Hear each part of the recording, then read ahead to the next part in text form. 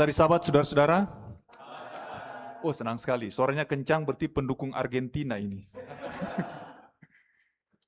Suara saya tidak, kalau lihat istri saya tidak terlalu berbahagia karena Belanda kalah. Jadi, ya. Baik, saudara-saudara, hari Sabat ini tentunya kita fokus pada firman Tuhan.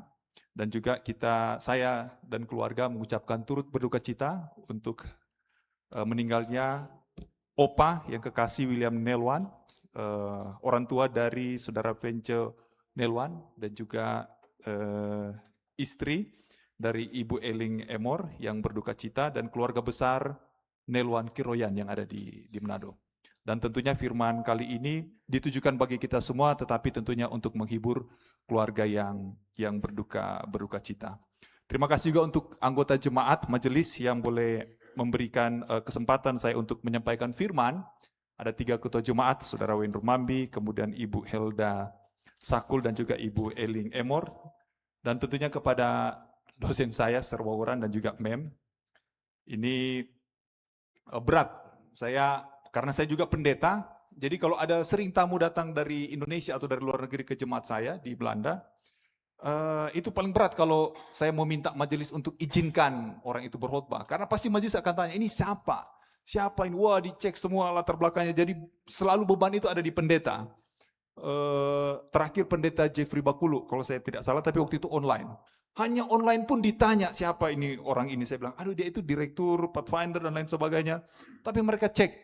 Jadi saya yakin pasti pendeta Wawuran di majelis orang-orang tanya, ini siapa ini, latar belakangnya dicek semua. Jadi terima kasih Sir Wawuran. Beliau adalah dosen saya tentunya, dan mantan dekan, juga mantan wakil rektor 3 di Unclub. Jadi beruntung sekali jemaat ini punya Sir Wawuran. Kalau saya ketua jemaat, saya akan angkat pendeta seumur hidup. Kalau saya. Kita tidak tahu Saudara Win Rumambi atau Ibu Eling Emor atau Ibu Elda Sakul, tidak tahu. Tapi kalau saya, kita angkat pendeta seumur hidup. Kalau saya ya. Jangan lupa komisi Sir Wawuran. Nah, ya bagus saya terang. Terima kasih juga untuk saudara-saudara yang sudah boleh menerima saya. Dan tadi di Sekolah Sabat itu adalah pertama kali saya pimpin Sekolah Sabat di Amerika, dan ini khotbah pertama di Amerika juga setelah saya menjadi pendeta kurang lebih 5-6 tahun. Jadi tidak akan pernah saya lupa jemaat ini, sangat berkesan sekali. Baik saudara-saudara, kita akan masuk kepada khotbah yang akan mudah-mudahan boleh menghibur keluarga yang berduka cita. Boleh slide berikutnya. Saudara-saudara, mari kita membuka Alkitab kita di kitab Kejadian pasal 39. Jadi mudah-mudahan sementara khotbah slide-nya bisa ditampilkan. Kejadian pasal 39 ini bercerita mengenai Yusuf tentunya. Di judul yang saya tampilkan, di dalam kehidupan Yusuf itu paling tidak ada 4 tahapan yang menjadi inti dari kehidupan Yusuf. Yang pertama saya tuliskan itu sebagai jubah kemewahan, pada waktu dia menerima jubah dari ayahnya, yaitu Yakub. Kemudian yang kedua adalah jubah perbudakan, karena pada waktu itu dia karena menggunakan jubah kemewahan ini, dia harus menggunakan jubah perbudakan. Kemudian dari jubah perbudakan dia ganti lagi dengan jubah tawanan penjara. Dan yang terakhir, yang keempat adalah dia menggunakan jubah authority atau jubah otoritas, atau dia mendapatkan kekuasaan. Dia mendapatkan jubah kekuasaan. Jadi ini yang menjadi 4 tahapan hidup dari seorang yang namanya Yusuf di dalam Kejadian pasal 39. Tapi kita tidak akan satu persatu dari 4 jubah itu, tidak. Kita hanya akan fokus kepada jubah perbudakan. Kehidupan dari Yusuf yang terdapat di dalam Kejadian pasal 39. Dan ayat pertama sampai ayat yang ketiga, next slide berikutnya. Di sana dijelaskan bahwa Yusuf itu dia dijual kepada Potifar, orang Mesir, kepala Kasdim.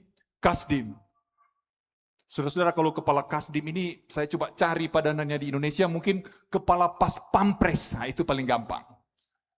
Nah bedanya begini, kalau Kasdim di zaman orang-orang Mesir, itu biasanya mereka dikebiri.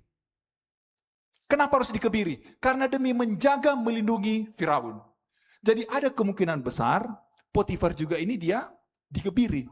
Tapi kita tidak tahu seperti apa, nanti kita akan lihat cerita selanjutnya. Dan Yusuf itu dia dibawa melalui perjalanan yang jauh, boleh next. Perjalanan yang jauh dari tempatnya, dari Hebron menuju ke Dotan sampai ke Mesir kurang lebih 400 sampai 500 km atau 250 sampai 300 miles panjangnya.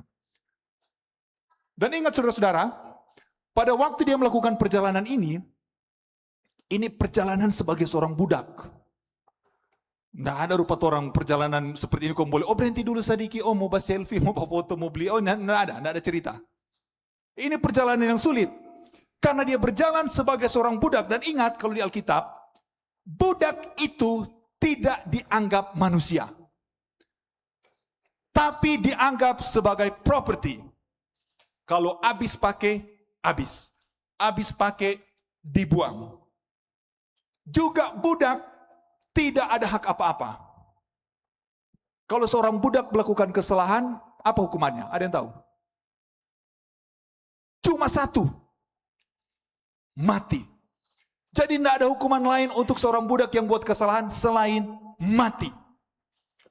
Budak juga kalau di perjanjian lama dan perjanjian baru, itu hidupnya sangat susah. Masih ingat cerita Onesimus yang di kitab Filemon?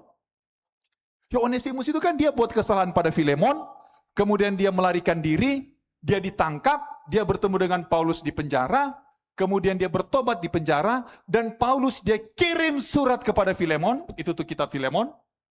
Kemudian apa Paulus bilang kepada Filemon? Maafkan Onesimus. Dulu dia adalah budakmu, dulu dia adalah hambamu, tapi sekarang terima dia sebagai saudara. Kenapa? Karena kalau budak dapat loku, cuma satu dari hukuman, mati. Tidak ada lain. Jadi Yusuf di cerita ini, dia dijual sebagai seorang budak. Bahkan pada waktu dia dijual sebagai seorang budak, ini bukan main-main dia punya perjalanan. Bukan duduk di oto sedap. Tidak. Tapi dia dirantai. Coba kita buka Alkitab. Saya tidak tampilkan di situ. Saudara-saudara boleh baca di rumah. Di Mazmur pasal 105 ayat 17 sampai ayat ke-18. Yusuf yang dijual menjadi budak, mereka mengimpit kakinya dengan belenggu, lehernya masuk ke dalam besi. Jadi pada waktu dia dijual, ada besi di leher, kemudian kakinya juga ada rantai. Jadi Yusuf itu dia mengalami kesulitan yang sangat luar biasa. Bahkan diduga, tapi ini tidak tertulis dalam Alkitab, diduga dia mungkin sudah dicap dengan besi panas, kemudian ada tulisan di sana, teneme atau revocame, ada berbagai bukti arkeologi di sana. Tapi kita tidak tahu, Alkitab tidak catat itu. Yang pasti Yusuf itu jauh dari kemewahan, dia dijual sebagai seorang budak, tetapi Tuhan menyertai Yusuf. Tuhan menyertai Yusuf. Saudara-saudara, pada waktu tahun 2019, saya pribadi mengalami kesulitan yang sangat hebat. Kesulitan macam-macam pencobaan itu datang. Ada pencobaan yang datang, ada pencobaan yang dicari-cari. Kemudian 2021 pada waktu itu dapat telepon dari Uni Belanda. Ya singkat cerita mereka panggil untuk menjadi pendeta di Uni Belanda. Kalau melihat latar belakang saya kayaknya ini tidak mungkin.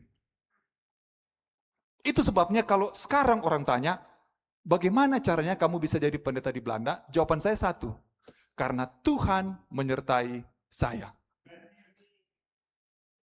Saudara, mohon maaf. Tadi itu latar belakang pekerjaan, gelar-gelar itu karena seruan dosen saya, jadi saya sungkan. Jadi ya beliau minta saya kasih.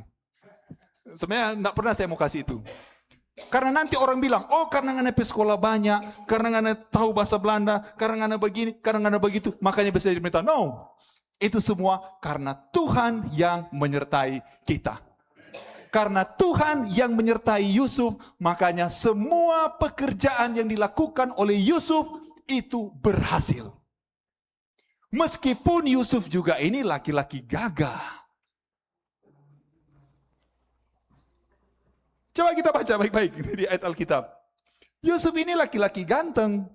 Dia bukan laki-laki biasa. Kejadian pasal 3 ayat 4 dan 5. Boleh next slide? Dia ini laki-laki gagah. Next slide. Ya, sudah boleh baca nanti. Bagian terakhir. Adapun Yusuf itu manis sikapnya dan elok parasnya. Tapi yang membuat dia berhasil bukan karena dia gagah, bukan karena dia fasung, tapi karena Tuhan yang menyertai dia. Saudara-saudara tahu berapa tahun Yusuf ada di rumah Potifar? Next slide, boleh? Ada yang tahu berapa tahun? Lama. Kurang lebih 11 tahun dia. Karena dia 17 tahun dijual ke Potifar. Kemudian dia umur 30 tahun dia diangkat menjadi penasehat dari Firaun. Tapi dia ada di penjara selama 2 tahun sebelum dia akhirnya diangkat. Jadi kalau di total ada sekitar 11 tahun dia di sana. Dan Yusuf itu disebutkan oleh Alkitab, dia ini orang ganteng. Serta ada berapa orang yang disebutkan gagah dalam Alkitab? Ada berapa orang? Ada yang tahu? Daud itu dibilang dia sebagai apa? Orang yang gagah. Di 1 Samuel pasal 16 ayat 12. Matanya kemerah-merahan, matanya indah, parasnya elok. Selain Daud, ada satu lagi yang ganteng di Alkitab. Siapa? Absalom, kurang mau baca lagi, sampai susah. Absalom lebih luar biasa lagi nih. 2 Samuel 14 ayat 25, saya baca ya. Di seluruh Israel tidak ada yang begitu banyak dipuji kecantikannya seperti Absalom. Dari telapak kakinya sampai ujung kepalanya tidak ada cacat padanya. Ada nama Absalom di sini? Tidak ada kan? Jadi ada 2 orang ganteng selain Yusuf yang dicatat oleh Alkitab. Tapi ada yang membedakan Yusuf dengan Absalom dan Daud. Kalau Daud dan Absalom, dorang cuma gagah DP fisik. Tapi kalau Yusuf, paras eloknya, kelakuannya juga gagah. Ada kan orang bilang, ngana pe muka pe gagah, mar kelakuan pe busu. Atau ada, ngana ketuk memang baik-baik, mar ngana pe muka, nyandak baik rupa ngana pe hati. Nah, beda lagi itu. Tapi kalau Yusuf ini, DP muka gagah, kelakuannya juga bagus. Jadi ini kalau gabungan, ini mungkin Om Vence pe gagah, baku tambah saudara Wen pe gagah, baku tambah lagi dengan siapa pe gagah, kong tambah dengan waran pe rendah hati, ini baru dia jadi satu. So Yusuf itu. Dan ada yang bilang, oh ini Yusuf ini dia dapat DP gagah dari dia punya mama. Siapa mamanya Yusuf? Ada yang ingat? Ibu dari Yusuf adalah Rahel atau Leah? Kejadian 29 ayat 17. Leah bermata sayu, tetapi Rahel itu elok sikapnya dan cantik parasnya. Jadi ini mama pekualitas ini datang turun Pak. Itu anak. Jadi para suami berterima kasihlah kepada para istri kalau punya anak-anak yang ganteng dan cantik. Dan itu jadi kepada Yusuf. Dia baik, menyenangkan. Jadi Yusuf ini, apa kalau orang Manado bilang, DP pembawaan sedap sekali orangnya. Ada orang, datang kemari, aduh sudah datang ini manusia satu ini, aduh. Datang kemari dia, aduh DP vibes negatif sekali manusia ini. Aduh. Atau nak orang bawa cerita tertawa, datang kamar satu orang langsung diam. Langsung berdiam.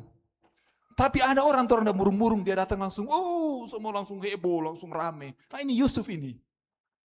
Laki-laki gagah, DP kelakuan juga bagus. Dan Yusuf ini karena dia baik, karena dia ganteng, maka dia berhasil dalam semua pekerjaannya. Bukan cuma berhasil dalam pekerjaannya, sampai tuannya Potifar tahu bahwa keberhasilan Yusuf bukan karena Yusuf pe gagah, bukan karena Yusuf pe jago, bukan karena Yusuf pe baik, tapi Potifar sadar Yusuf berhasil karena Tuhan yang membuat dia berhasil. Orang tanya kemari, kenapa so ada Tesla 5 biji di Colorado? Kita kok rajin bekerja. Ini kurang pulang bola balik terus ini saudara ketua rumah ini Indonesia, Colorado. Karena kita kerja bagus. Tapi kalau orang lain lihat kita berhasil, kok orang bilang, dia berhasil itu karena Tuhan, itu tuh jago. Bukan diri kita yang ditonjolkan. Dan ini Potifar sadar betul bahwa yang membuat Yusuf berhasil itu adalah Tuhan. Cuman ada masalah di sini. Next slide boleh? Masalahnya adalah bukan cuma Potifar yang masih tahu bahasa Keiken. Ini orang Manado yang Keiken tahu? Bahasa dulu-dulu itu. Keiken? Apa arti Keiken? Foto apa? Yang lain Keiken? Coba Keiken lehana. Keiken itu sebenarnya bahasa Belanda. Kaiken. Kaik itu melihat sebenarnya. Ini tahu siapa di Manado jadi foto atau apa. Tapi itu bahasa Belanda sebenarnya. Kaiken. Kaik. Lihat Kaiken. Selain Potifar ada lain yang Kaiken. Yang Keiken Pak Yusuf. Yaitu istri dari Potifar. Ini yang menjadi masalah saudara-saudara. Karena diduga para ahli Alkitab mereka catat begini. Kemungkinan karena Potifar itu dikebiri sehingga istri dari Potifar ini dia coba cari pemenuhan nafsunya dari orang lain. Dan dia lihat, oh ini nyong-nyong gagak ini, budak ini sepertinya boleh. Saudara-saudara, kalau tuannya itu adalah laki-laki, maka budak perempuan itu boleh melayani tuannya. Tapi masalahnya tuannya perempuan, jadi budak laki-laki tidak boleh menyentuh istri dari tuannya. Kalau orang jadi budak, ada dua hal yang tidak boleh disentuh oleh budak. Yang pertama, istri dari tuannya, dan yang kedua, ada yang tahu apa? Makanan. Jadi makanan itu tidak boleh budak yang sentuh. Sudah ada orang khusus, karena bahaya, nanti kalau dia kasih racun, habis. Jadi itu budak. Jadi istri Potifar dia lihat, dia sokaikan, dia lihat, oh ini gagah juga ini. Dan dia ajak Yusuf untuk tidur dengannya. Waktu dia ajak Yusuf untuk tidur dengannya, apa Yusuf bilang? Jangan, nanti mau dapat tahu. Atau apa yang dia bilang? Jadi Yusuf menolak untuk tidur dengan istri Potifar, bukan karena takut dapat tahu. Tapi dia bilang, karena dia takut berdosa melanggar Tuhan yang sudah memberhasilkan dia. Jadi saudara-saudara, kenapa kita tidak korupsi? Oh nanti mau dapat tahu. Kenapa tidak begini? Oh nanti ada orang mulia. Itu belum. Tapi kita tidak mau berbuat dosa karena kita takut akan Tuhan. Dibujuk terus menerus oleh istri Potifar. Dibujuk berkali-kali. Dan Yesus bilang, nyanda. Sampai pada akhirnya, istri Potifar ini dia rado, kalau orang Manado bilang. Di Alkitab ditulis dia memegang Yusuf. Kemudian dia tarik Pak Yusuf, dan kalau kita baca dalam bahasa asli, di Alkitab ini bahasa Ibrani, dia kalau secara naratif, maskulin, ini aktivitas maskulin. Jadi waktu istri Potifar dia rado Pak Yusuf, ini kata kerja laki-laki. Dia rado rupa laki-laki, kemudian Yusuf dia lari terbirit-birit seperti feminim, seperti seorang perempuan. Jadi tak mau balik ini. Istri Potifar bilang, sini ngana, tarado pangana. Kemudian Yusuf bilang, aduh jangan kasihan, ampun. So tak mau balik ini dunia. Dia minta ampun, dia lari. Dia lari bukan karena dia nak mau. Dia lari karena dia tidak mau berdosa terhadap Tuhan. Ini yang penting saudara-saudara. Sampai akhirnya istri Potifar dia bikin drama kan, next slide. Dia bilang, cerita yang sebenarnya diputar balikan. Dia kalau bahasa Yunani bilang dia bolos, dia melakukan moral inversion. Dia putar balikan sampai pada akhirnya di ayat 19 dan ayat 20 amarah Potifar bangkit. Next slide boleh? Potifar menjadi marah. Next lagi ayat 19 sampai 20. Pertanyaannya, kepada siapa Potifar marah? Alkitab tidak tulis ya, kepada siapa. Hanya dibilang, bangkitlah amarah Potifar. Next lagi. Next lagi, sampai di ayat yang ke-20. Jadi saudara-saudara, kemungkinan besar ada beberapa ahli Alkitab, mereka tulis begini. Potifar ya di sini. Potifar tahu siapa istrinya. Dan Potifar tahu siapa Yusuf. Dan ingat, apa tadi hukuman dari seorang budak? Mati. Kalau Potifar dia mau menghukum Yusuf, maka hukumannya mati. Hilang orang kepercayaan. Kalau dia mau hukum istrinya, rusak nama baik keluarga. Jadi mau pilih mana? Itu sebabnya ditulis di Alkitab, maka bangkitlah amarah dari Potifar. Dan Potifar kirim dia ke penjara tahanan raja. Ingat, tidak ada hukuman mati, tidak ada hukuman penjara untuk budak. Tapi Potifar dia kirim ke penjara para tahanan raja untuk mau menyelamatkan Yusuf. Itu pun Yusuf di ayat 21 sampai 23 ayat terakhir, boleh next. Ya, next lagi ayat terakhir. Itu pun pada waktu Yusuf dia dikirim ke penjara, dari dia pakai jubah kemewahan ayahnya, kemudian dia ganti jadi jubah budak, kemudian dia ganti pakai jubah tahanan, dia tetap diberkati Tuhan karena Tuhan menyertai Yusuf. Saudara-saudara sekalian, bahkan 4 jubah yang digunakan oleh Yusuf ini, Tuhan tetap menyertai Yusuf. Apapun situasi Yusuf, Tuhan menyertai Yusuf. Kalau Tuhan bisa menyertai Yusuf pada waktu dia dijual sebagai budak, maka Tuhan juga bisa menyertai saya dan saudara ketika kita ada dalam masalah. Kalau Tuhan bisa memberkati dan menyertai Yusuf pada waktu dia menderita di penjara, maka Tuhan yang sama juga bisa menyertai keluarga Nelwan Kiroyan yang sedang berduka cita. Kalau Tuhan juga dia bisa menyertai Yusuf dalam situasi apapun, artinya apapun situasi kita, apapun keadaan kita, dimanapun kita berada, Tuhan tetap menyertai kita semua. Ini yang penting, saudara-saudara. Keluarga Nelwan Kiroyan boleh berduka cita, kehilangan ayah yang kekasih, kehilangan opa yang dicintai, saudara William Nelwan. Mungkin saat ini kita sedang menggunakan jubah duka cita. Mungkin saat ini kita sedang menggunakan jubah penderitaan, sakit hati, kehilangan orang yang kita kasihi.